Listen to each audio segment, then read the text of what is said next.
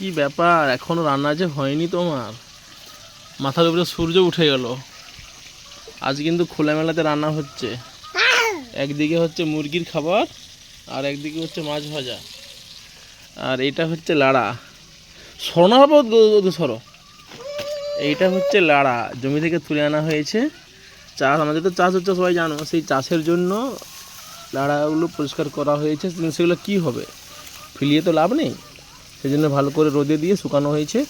আর এটা হচ্ছে সেই লাড়া, সেই লাড়াতেই কিন্তু ভালো উনান জ্বলছে।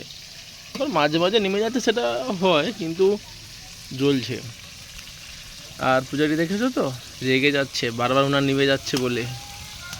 বারবার কি উনান নিভে যাচ্ছে বারবার? নিজাইতে হচ্ছে।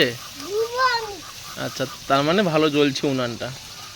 এই যে দেখো, মা বেটা একসঙ্গে রান্না করছে। মা ওদিকে খুন্তি নিয়ে ব্যস্ত, আর বেটা থেকে ঢাকনা নিয়ে ব্যস্ত। এ পূজারি ঠাকুর, এ পূজারি ঠাকুর, ভালো আছো? ভালো নেই? কেন ভালো নেই? কেন ভালো নেই? আর এদিকে হচ্ছে পাঙাশ মাছ ভাজা, প্রায় তরকারিগুলো হয়ে গেছে। এটাই বাকি আছে, এটাই ভেজে ঝোল করে নিলেই কাজ শেষ, তাই তো? একদম। আর এখানে কি আছে গো পাশে? এখানে কি আছে? টমেটো, আচ্ছা, এগুলো মিক্স করা আছে, আলু ফাঁসা আছে। আর দেখছো তো ভালো কেমন তাপ লাগছে এখানে, ভালোই তাপ লেগেছে। আর লাড়া জ্বালানো এগুলো হয়। বলো। উফ, চুপ। এই বাচ্চা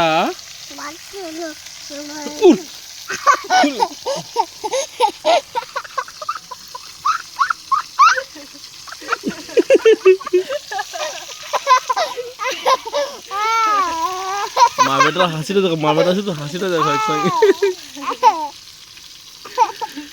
এক্ষুনি পড়ে গেছি। মা বেটার যে হাসি, বাবা রে বাবা। মা বেটা কলকের হাসিছে একদম বাবা।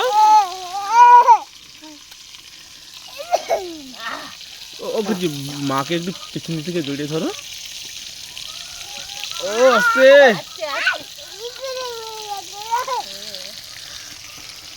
আস্তে, ভালো করে পড়ে যাবো আবার। এই যে হচ্ছে এখনো মাছ কিন্তু টকবক করে ফুটছে কড়াতে। মাছ কিন্তু হয়ে গেছে, মাছ ভাজা হয়ে গেছে। বাবা, এই এখনো তো অনেক তেল আছে গো। পাঙাশ মাছে আবার ওখানে হাত দেয় ওটা। পাঙাশ মাছে তো প্রচুর তেল বাড়ায় গো, প্রচুর। যা তেল দিচ্ছ আরো তেল বাড়িয়েছে, মানে মাছ সব শুকিয়েছে। এমনিতে চর্বি মাছ, আরো মাছ শুকিয়ে গেছে তেলে। তেল, প্রচুর তেল বাড়াইছে।